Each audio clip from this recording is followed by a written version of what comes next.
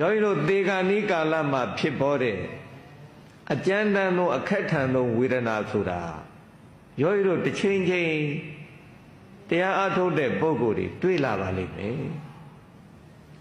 သေခါနီးကာလမှာဖြစ်ပေါ်တတ်တဲ့ဝေဒနာဆိုတာကဘလို့မှသိခံနိုင်စွမ်းမရှိတဲ့ဝေဒနာမျိုးဖြစ်ပါတယ်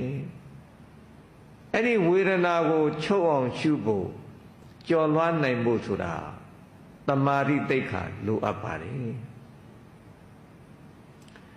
အဲ့တော့သေခါနီးကာလမှာဖြစ်ပေါ်တဲ့အကြမ်းတမ်းသောအခက်ထန်သောဝေဒနာကဘလို့ခံစားရတယ်လဲဘလို့ဖြစ်ပေါ်လာတယ်လဲမေးစရာဖြစ်လာပါတယ်ယောဂီတို့အောက်ပိုင်းခန္ဓာကိုယ်မှာဖြစ်ပေါ်တဲ့ဝေဒနာတွေချုပ်သွားတဲ့အခါအပေါ်ပိုင်းဝေဒနာတွေစဖြစ်လာပါတယ်ယောဂီတို့ရင်အုံတို့ဝမ်းပိုက်တို့ဥခေါင်းတို့အဲ့ဒီအထက်ပိုင်းအစိတ်ပိုင်းတွေမှာဝေဒနာတွေပြင်းထန်လာပါတယ်ရင်အုံတွေဝမ်းပိုက်တွေကိုယ်ထမတအပြင်းထန်ဆုံးဖြစ်လာပါတယ်အသက်ရှူမဝသလိုမောဟိုက်တဲ့သဘောတွေလည်းဖြစ်လာပါလေယောဂီတို့ယခုဥကောင်းမှာရှိတဲ့ဥက္ခွန်ဟာကျွတ်ထွက်မတာလှုပ်ဖြစ်လာပါတယ်ဥကောင်းဟာအစိမ့်အမွားမွားကိုယ်သွားမလားလို့အဲ့လိုထင်ရလောက်အောင်ဝေဒနာတွေပြင်းထန်လာပါတယ်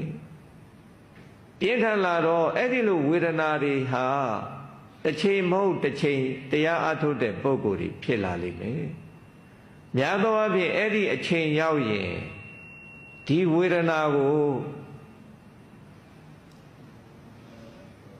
မကျော်လွှားနိုင်တဲ့ပုဂ္ဂိုလ်ကများပါတယ်ကျော်လွှားနိုင်တဲ့ပုဂ္ဂိုလ်ကအင်ပတန်နည်းပါတယ်အဲ့ဒီနေရာအပိုင်းဆိုရင်များသောအားဖြင့်မိမိတို့က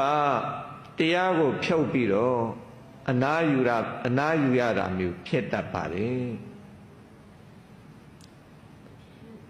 အဲ့တော့အဲ့ဒီအချိန်မှာ